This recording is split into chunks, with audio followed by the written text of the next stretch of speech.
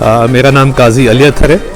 मैं environmental law attorney हूँ और हमने सुप्रीम कोर्ट ऑफ पाकिस्तान में एक कॉन्स्टिट्यूशन पिटीशन फाइल की है और उसका नंबर है 52 ऑफ 2018।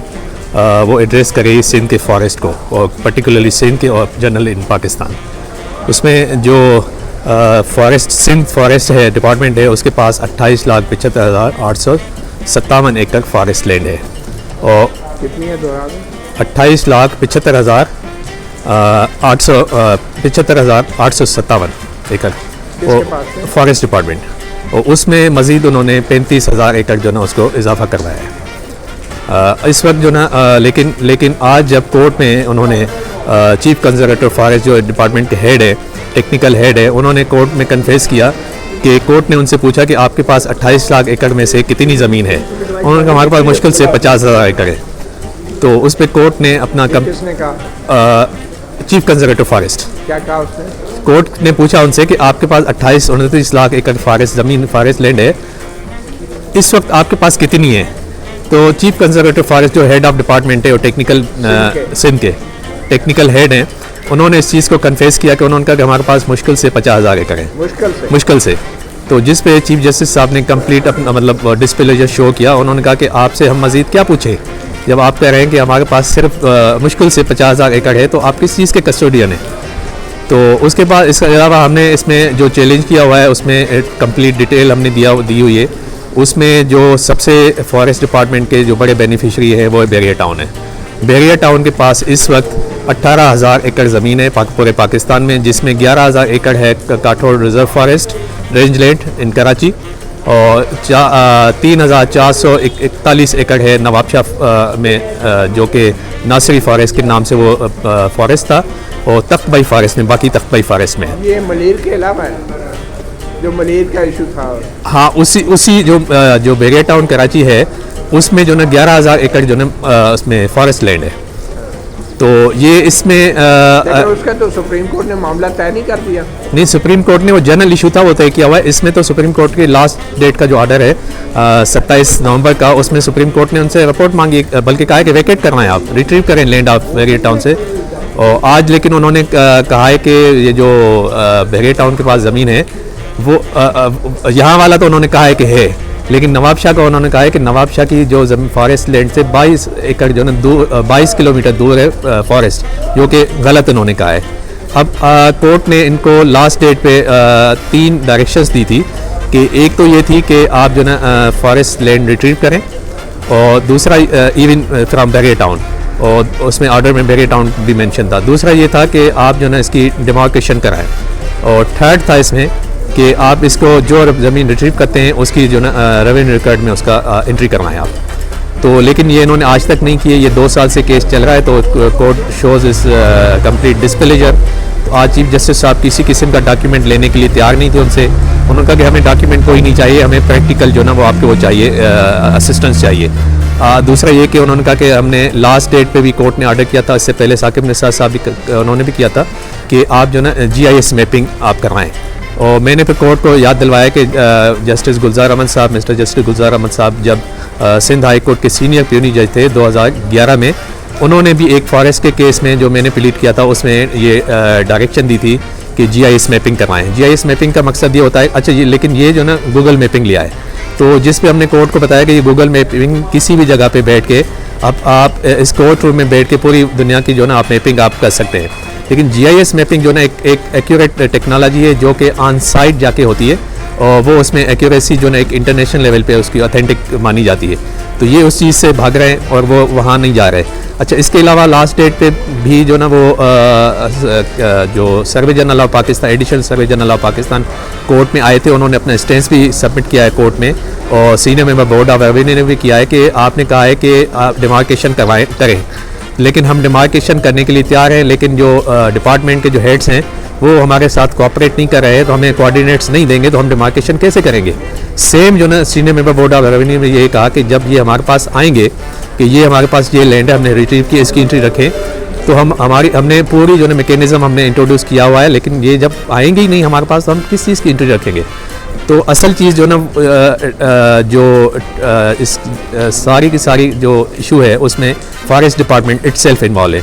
अच्छा, दूसरा ये कि जो फॉरेस्ट लैंड के जो ग्रेबर्स हैं, इसमें चीफ जस्टिस साकिब निसार साहब ने इसको कैंसिलेशन का ऑर्डर किया था। पूरी लीजेज और कैंसिल हो गई, लेकिन इंक्रोचर अभी भी बैठे हुए हैं। उसमें आज कोर्ट के रिमार्क्स भी यही थे कि आपके मिनिस्टर्स हैं, फेडरल मिनिस्टर्स हैं, प्रोविंशियल मिनिस्टर्स हैं, सीनियर ब्यूरोक्रेसी है, मिलिट्री ब्यूरोक्रेसी के लोग हैं। इवन मैं इसको ऐड करूंगा क्योंकि जज साहब ने नहीं कहा कि इसमें हाई कोर्ट के 1-2 जज साहिबान भी हैं जिनके पास फॉरेस्ट लैंड है। और एक जज साहब जो PCO जज थे किसी टाइम में, उन्होंने एक फॉरेस्ट ऑफिसर को फैसिलिटेट किया था एक केस में, उस वजह से उनको जो इन ल्यू ऑफ डेट ही पजेस दिस टाइम 600 एकर्स ऑफ फॉरेस्ट लैंड। अब जबकि लीजेस कैंसिल हो गए हैं, लेकिन वो अभी भी इंजॉय कर रहे हैं उस फॉरेस्ट लैंड को। कौन कौन से इदारे फॉरेस्ट लैंड पे काबिज हैं इस वक्त, जिनके आमतौर पे आप लोग नाम भी नहीं लेते? नहीं, हम तो ले रहे हैं नाम। हम तो कह रहे हैं कि सिविल ब्यूरोक्रेसी और मिलिट्री ब्यूरोक्रेसी के लोग हैं उसमें, इवन जजेस हैं और अपेक्स कोर्ट के हाई कोर्ट के जजेस हैं, उन्होंने ये किया हुआ है 2। उसके अलावा जो ना जो नहीं, सिटिंग जज नहीं है, एक PCO जज थे, एक रिटायर्ड है। तो 28 लाख एकड़ में से सिर्फ 50,000 जंगलात के पास, तो बाकी किधर गई? बाकी सारी बढ़ गई। उसमें जो ना वो पॉलिटिकल इन्फ्लुएंस रखते हुए जो लोग हैं वहाँ पे उन्होंने कब्जे किए हुए हैं, और MNAs हैं, MPAs हैं, पुलिस के ऑफिसर्स हैं, मिलिट्री के ऑफिसर्स हैं, उन्होंने ज़मीन सारी हथियाई हुई है। तो लेकिन ये सिंध की आप बात, ये सिंध की बात कर रहा हूँ। हम इसको क्यों इस चीज़ पे इंसिस्ट करेंगे फॉरेस्ट होना चाहिए, क्योंकि फॉरेस्ट जो ना इसका जो ना इकनॉमिक से भी आपका ताल्लुक है, आपका जो ना डायरेक्ट जो ना ये इफेक्ट करता है आपकी इन्वायरमेंट को। क्योंकि एक दरख्त जो ना 18 आदमी को, एक दरख्त जो तनावर दरख्त 18 लोगों को ऑक्सीजन प्रोवाइड करता है। तो जब तो आपकी सिंध हुकूमत क्या करती रही है, पीपल्स पार्टी का क्या किरदार रहा है? पीपल्स पार्टी की हुकूमत एक्चुअली ये सिंध में एक agro forestry policy doctor Arbab Rahim साहब ने 2004 में इंट्रोड्यूस करवाई थी, और उससे पहले जो ना फॉरेस्ट की ज़मीनों के ऊपर कब्जे नहीं थे। उसमें वो एग्रो फॉरेस्ट्री पॉलिसी थी। उसमें जो ना एक एग्रीकल्चर के हवाले से लोगों को एक अट्रैक्शन दे के वो उन्होंने 40 एकर्स का स्लेब जो ना लोगों को दिया, और उसमें पर एक 40 एकर्स का स्लेब था। तो उसके बाद जो ना एक अट्रैक्शन हुई, तो लोगों को पता चला ये फॉरेस्ट की ज़मीन भी किसी काम आ सकती है। उसमें फिर यूनाइटेड नेशंस के जो मिलेनियम डेवलपमेंट गोल के प्रोग्राम के तहत उन्होंने पैसे वहाँ से लिए थे, और लोगों को ज़मीन भी दे रहे थे, साथ में पैसे भी दे रहे थे कि आप 20% पे आप जो ना फॉरेस्ट लगाएं, 80% पे आप काश्त करें। लेकिन लोगों ने क्या किया, जो खड़े हुए दरख्त थे, तनावर दरख्त थे या फॉरेस्ट था, वो भी उन्होंने काट दिया और जो ना उसके ऊपर लगाया नहीं।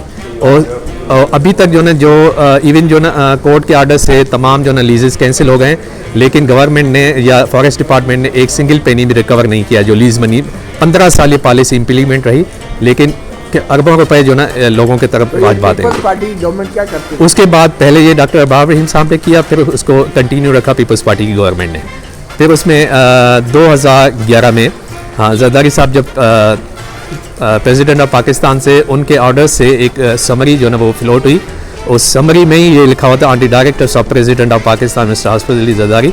और उस वक्त जो चीफ मिनिस्टर से सईद कायम अली शाह साहब ने फॉरेस्ट डिपार्टमेंट ही ख़त्म कर दी, और उन्होंने कहा जी ये सारी की सारी जो फॉरेस्ट की ज़मीनें हैं और ये पोटेंशियल इन्वेस्टर्स को आप दें, सेल करें। उसके बाद जो ना ये in the name of Benazir Bhutto जो ना लैंडलेस हारी विडोज़ को आप दें, और उसके बाद जो ना बाकी जो ज़मीन रह जाती है वो पोटेंशियल इन्वेस्टर्स तो हारिस को कितनी मिली? कुछ भी नहीं मिली। किसको? कुछ नहीं मिली। किसको? हारियों को। अच्छा। वो मज़ारों को कोई ज़मीन नहीं मिली। हाँ, नाम पे तो उनके है, लेकिन ये सारे के सारे बड़े लोग हैं। उसके एक पॉलिटिकल माफिया है, और उसमें तो आज सुप्रीम कोर्ट ने चीफ जस्टिस ने क्या हुक्म किया? आज चीफ जस्टिस साहब ने ना जो ये डॉक्यूमेंट्स वगैरह लेके आए थे, तो उन्होंने वो लेने से इनकार किया कि हम किसी किस्म का डॉक्यूमेंट नहीं लेंगे। हम प्रैक्टिकली जो ना इस पे चाह रहे हैं कि आप प्रैक्टिकल कोई चीज़ करें, otherwise we will take action against you. तो हम आपको एक मौका दे रहे हैं, पहले भी देती रही है कोर्ट आपको मौका, लेकिन इस लास्ट चांस। कितना अर्सा हो गया सुप्रीम कोर्ट में? सुप्रीम कोर्ट में ये हम आए 2018 में, फरवरी 2018 में, तो ऑलमोस्ट 2 साल होने को हैं।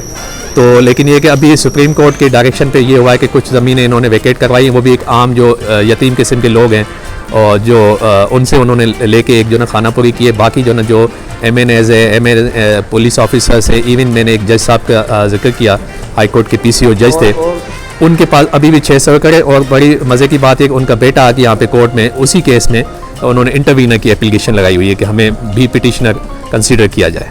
एज इफेक्टिव पार्टी या लॉयर? नहीं, नॉट इफेक्टिव पार्टी। वो कह रहे हैं कि हम जो ना हमने फॉरेस्ट उस पर उगाया है, तो हमारा इंटरेस्ट है, हमें जो ना उसमें रखा जाए। तो उसमें जज साहब ने, जो फैसल अरब साहब ने एक हियरिंग पे उनको कहा था, जहाँ जो कोऑर्डिनेट्स काजी साहब ने दिए हैं आपके फॉरेस्ट लैंड की, तो उसी एरिया में मेरी ज़मीन भी है और मैं फ्रीक्वेंटली वहाँ जाता हूँ। वहाँ तो आपकी ज़मीन क्या, पूरी जो फॉरेस्ट की एरिया, एक दरख्त भी किसी की ज़मीन में नज़र नहीं आता जो फॉरेस्ट लैंड में। तो आप फैसल अरब साहब ने कहा था, उनकी तो निजी ज़मीन है। जी निजी ज़मीन नहीं, उन्होंने ये कहा था कि जिस एरिया की आप बात कर रहे हैं उसी एरिया में मेरी ज़मीन भी है, निजी ज़मीन। लेकिन वो फॉरेस्ट की तो नहीं, फॉरेस्ट की नहीं है, लेकिन उन्होंने पॉइंट आउट किया कि वहाँ पे कोई फॉरेस्ट चीज़ की नाम की चीज़ की कोई फॉरेस्ट चीज़ की कोई चीज़ नज़र ही नहीं आती। अच्छा, अपना तारफ़ करा दें। मेरा नाम काजी अथर है और मैं इन्वायरमेंटल लॉ अटॉर्नी हूँ। आप ये निजी हैसियत में कर रहे हैं? जी 1843 में किया है? जी original jurisdiction of the supreme court. अच्छा, और आइंदा तारीख क्या है सुप्रीम कोर्ट? अभी 2 महीने का कोर्ट ने इनको टाइम दिया है। 2 महीने हाँ। क्या और 2 साल बाद 2 महीने? नहीं, 2 साल बाद तो नहीं, अभी लास्ट नवंबर में हियरिंग हुई थी। बहुत शुक्रिया। Thank you very much.